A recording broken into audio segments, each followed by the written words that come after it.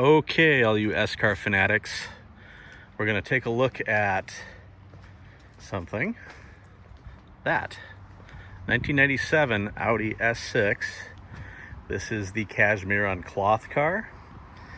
And now I'm going to do a little walk around with you. So if you're interested in this car, like I said, no, it is not $3,600 US, but I suspect that is it's going to take at least that as an opening bid to get you, taken seriously, I guess.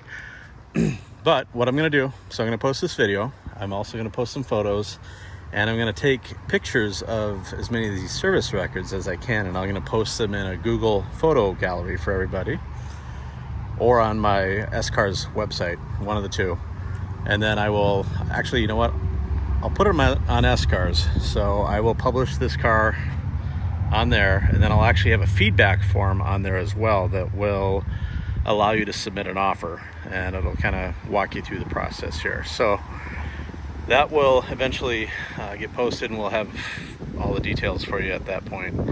But yeah, this car, it is Cashmere. It has had paint work in many places, so don't think of this one as all original and perfect. Think of this one as it is certainly a runner and a driver. It is currently a good winter beater, but if you put a little bit of effort into this, it could be pretty decent. Now, right off the bat, you can see it's got moisture in this front headlight. The front bumper is cracked in several places. Up here, right there, down to there, and again over here. And yes, you are seeing that correctly. It's off the clips, but it's also a different color than the rest of the car. So that is one issue. The next is obviously the road rash on the front of the car. You can see we've got some rust here. A lot of rash, a lot of patina, a couple more spots there. And that's just some light surface rust. There's nothing major right there. We'll get around this other side. You can see it's not perfect, and the headlights are, they're decently rock blasted. Now on the hood, this is kind of hard to see, but there's a dent. There's a couple dents here. There's one here, and there's one here. This one has like kind of a little bit of a line right here. It's really hard to see. And a ding further up the hood, a couple little dings. Now this could actually be, you could PDR that, and that could be taken care of. Obviously, more money. It's a ding here. Just looking down the side of this car. Ding there. Let's see. The doors. A couple scuffs here and there. The lower front fender, passenger side, not so good. These look okay. The rear wheel arches here, and there's a ding rear passenger door up high. So this wheel arch, you can see this alignment here is a little off. We got rust here, some rust here, a little bubble there, a little bubble there. Definite bubbling down here. So we look into that. So that needs some attention. It's still mostly surface. That's the paint coming off there. These moldings are obviously corroded. There's a ding here, a decent size ding here, a little bit of a dent there. A couple scratches on the roof. They're hard to, there you go, you can kind of see that.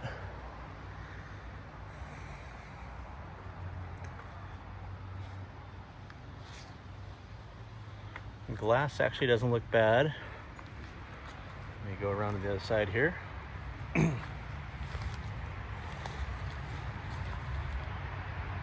It is a Pilkington, so it's been replaced at some point. Got some tree crud on it, and this car's not super clean because it's frankly impossible to keep a car clean in my driveway at the moment with these trees. Well, it's got a crack in it.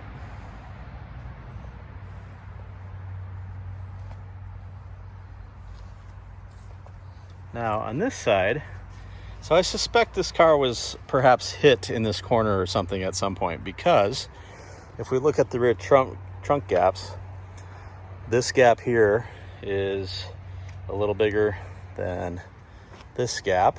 It's quite tight over here. And I may have that backwards. I mean, but I think something happened here in the rear at some point, so the trunk is slightly off. It's a little bit tighter on that side. And this gap right here seems a bit much to me as well. But when we look at this, you can see here's the ugly part. So when you bought this car, this corner was pretty messed up, and this arch is still pretty ugly all the way down and all the way over. It's got some cancer, and especially right here. So I think this is probably Bondo. At some point when he bought this car, I think he had this kind of repaired and painted, and it looked good at first, but it's basically lifting. And yeah, so this quarter needs some definite help. And then this door isn't terrible, but there is a decent sized chip right there. And of course, the lower molding has been screwed in. All the lower moldings are junk for the most part.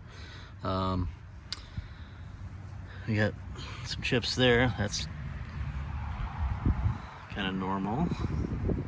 And again, these moldings aren't great. But driver's side door mid, you can see we have some significant rust here as well. And that's a pretty good size, 6-inch section. So you probably want a door for this. It's hard to see. Looks like there might be some perforation going on there. But this fender actually looks quite good. So, aside from the screwed in thing there, not too bad. This mirror is totally shot, and it's not reflective at all. I think I actually have one of those. So we look inside the car. Now I haven't done any kind of detail to this thing. I gave it a quick wash at one point, but inside it's a little dirty.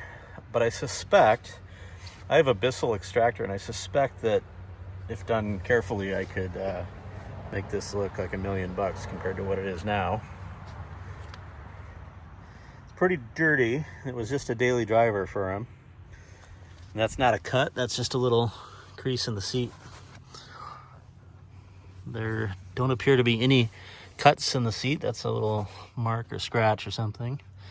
It is a little worn on this upper bolster, but the seats actually work okay.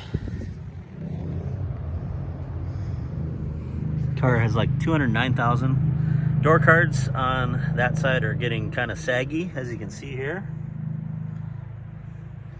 Both the front and the rear on the passenger side are a bit saggy, but this side looks quite good. And again, it just needs a good cleanup. Now, headliner is great. There's a little bit of marking right here. I'm not sure what that's from, but overall, it's quite good. As you can see, the sunroof panels lost the clip, I think, on that rear corner. Now, the weird thing, this pillar here is a little bit weird. Molding-wise, it's been messed with at some point. And this is actually loose, I've noticed. As well as the pillar here. This one's quite messed up. It doesn't really fit on there, so not sure what exactly happened here, but that is a problem area. Speakers in the rear deck are black, I think I actually got those for him at one point. He does have these stock speakers in the trunk, but I think they're blown, or the amps are blown. I'm not sure. I think he just swapped them out without troubleshooting. He's not super mechanical. So let's hop in here. Now, shift knob is perished, as they would say over the pond here.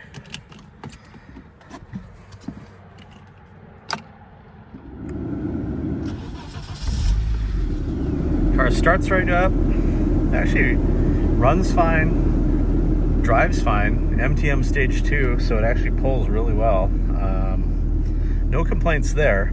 The brakes, on the other hand, are short of terrifying. G60s, and the car had sat for a while, so they're not super effective.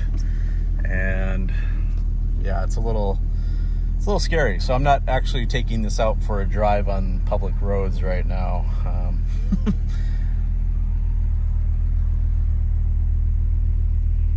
Gauges all seem to work.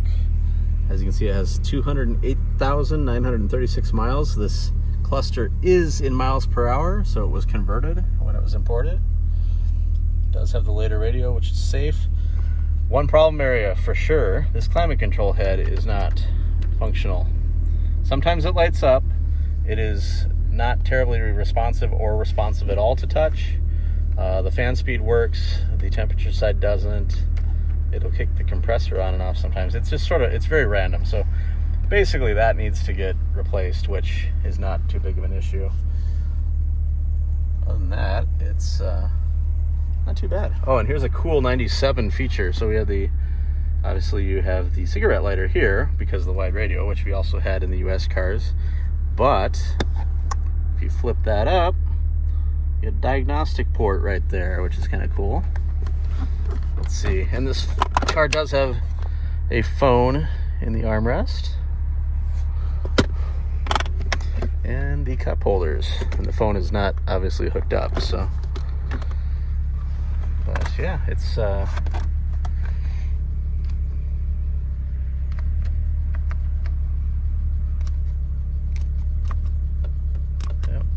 So yeah, basically everything functions. I mean, the car's just, it's cosmetically challenged more than mechanically. I would say the brakes need some help, but engine-wise, it runs and drives fine. It doesn't seem, it's got a little bit of a ticking right now, but it hasn't run for quite some time, so I'm not sure when the last time the owner drove it. But let me see if I can get out and pop the hood here.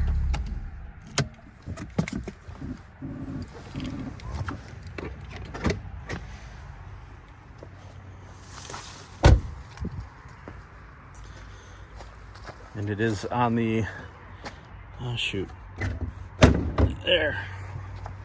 It does not like to release very well on the passenger side here, so that's something to look at. We'll see if the cable is intact, so I'm not sure why that is.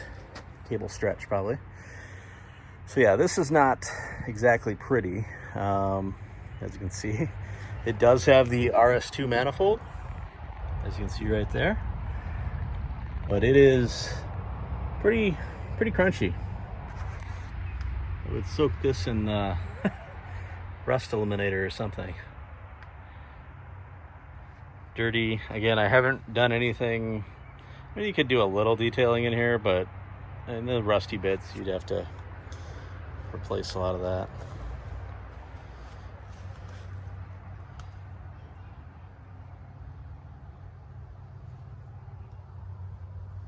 And I do have that cover that's just sitting on the passenger floor at the moment. It has updated boost hoses. It's got the little 034 PCV set up under here, which I can't get a shot of. Let's see, what did he do? I think he put a new thermostat housing on it. It's got the little aluminum coolant adapter back here. And the T has been replaced as well. Timing belt was done, I think in 2016 or 17, and it's only done a few thousand miles, I think, since he did the belt. So the fluids, all that was done. Trying to think of what else. I think it's on H&Rs and Bilsteins, if I remember correctly from the, yep, greens. And as you can see, they're kind of rusty. These brakes, see what I mean? Those are scary. Totally scary. Let's see what the brake looks like on the driver's side here. It's dark, but I got a little bit more contact over here. Still not great. So basically, as you can see, this car it's here, but it needs some love. So it needs an owner that either wants to put some effort into saving this one. I mean, you could buy it and you could drive it as a, you know, winter beater, as we call them here, for the rest of her days. And I think it would, like I said, it mechanically feels good. The clutch was done at like 181,000 miles. It currently has 209. So it engages a little bit high, but the clutch pedal feel is still pretty light comparatively. Yeah, it's just a question of what to do with the car at this point. It's sitting on the snow tires right now on the factory Avus wheels, but this is one that you could make a project out of, or restore, or whatever you want to do. But like I said, it's probably going to take at least $3,600 to get this one. And let me open this side here and just show you the interior in a little bit more detail as well. So there's that cover for the engine bay. If I can get my shadow out of the shot, that'd be better. There's the seat.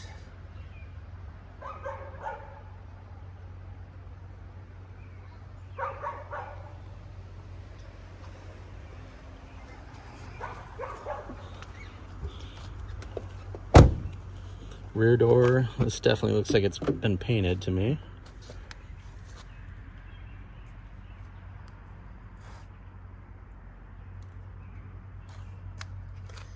Pretty dirty right there.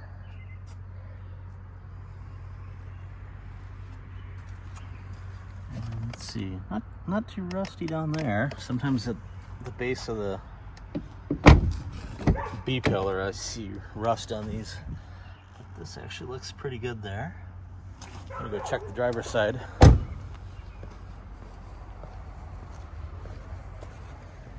This one's just dirty. There's some rust right there. Not too bad there.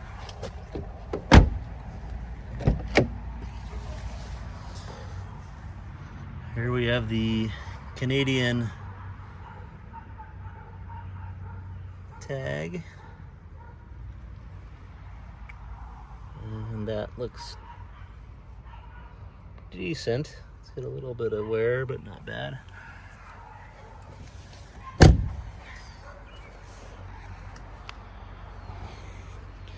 So there's a basic walk around, so you got a kind of a decent feel for what it looks like. I don't know if I can see under here very well, but it is definitely crunchy there. Frame rail.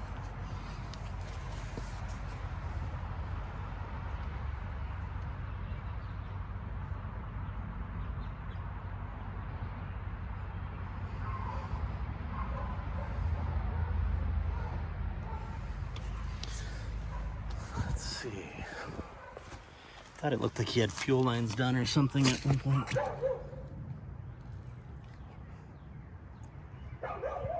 Yep, got some modified fuel lines.